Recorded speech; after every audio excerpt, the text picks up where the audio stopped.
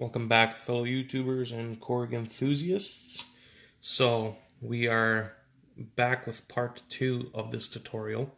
Now, I've gotten a little bit ahead with on the project without showing you guys what happened, just because I had a little bit of technical difficulties with video recording. My phone decided to act up, but we can get back to it fairly easily. So basically, what I did is removed the panel in the previous video, removed all the screws, and what we got is the panel that has all the LEDs on there. On my previous video, I showed you guys how I number the LEDs in order to remember them very easily. So the board is oriented this way, and basically let me put that farther out so you guys can see. When you're facing the keyboard about to play it, what you want to do is number the LEDs by row. So this up here is row 1, and for me, LEDs 1 and 5, basically left to right, were not lighting up at all, and some of them are dimmer. So I decided to replace these LEDs, and this is how we're going to do it. So I've took the liberty of removing these two LEDs already, and next ones we're going to do is these two LEDs right here. So they basically allow you to choose between all the different instruments that you have on there. So let's take a look how we're going to do that.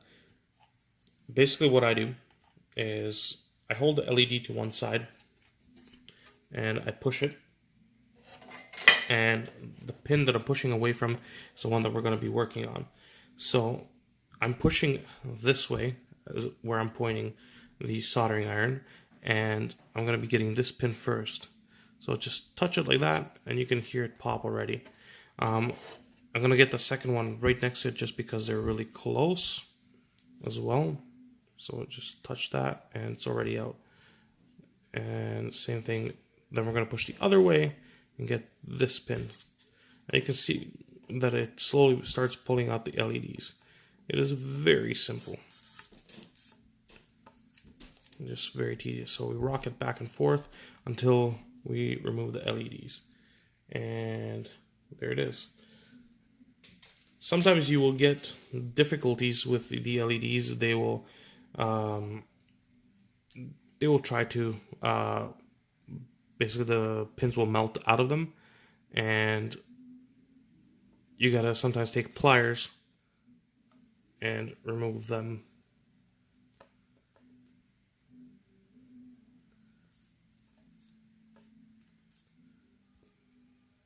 There we go. Doing a couple just light touches. And if it doesn't want to go, what you can always do, as you can see, it removed the little cover over it. You can just take a pair of pliers, go on the other side here, grab the LED, just like that, flip it over, and this is a little bit hard to do, to film and to do all at the same time, since I only have one hand available to hold this panel, and then one hand to pull. So again, we'll touch it, pull, touch and pull, and you'll hear it start coming out. So as you can see on this one,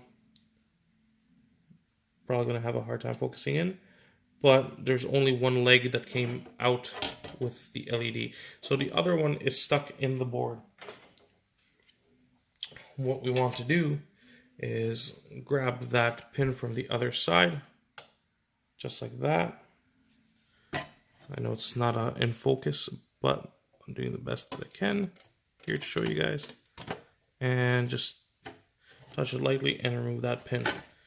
So we had that happen to quite a few different Korgs, where the LEDs just disintegrate, and I don't know if it's a quality of LEDs that they've used or what it is, but in previous Korgs that I've dealt with, they're absolute garbage. So it's a good thing to replace them. If you want to, you can spend the time replacing them all. I'm just doing the ones that I need right now because I don't have the right LEDs.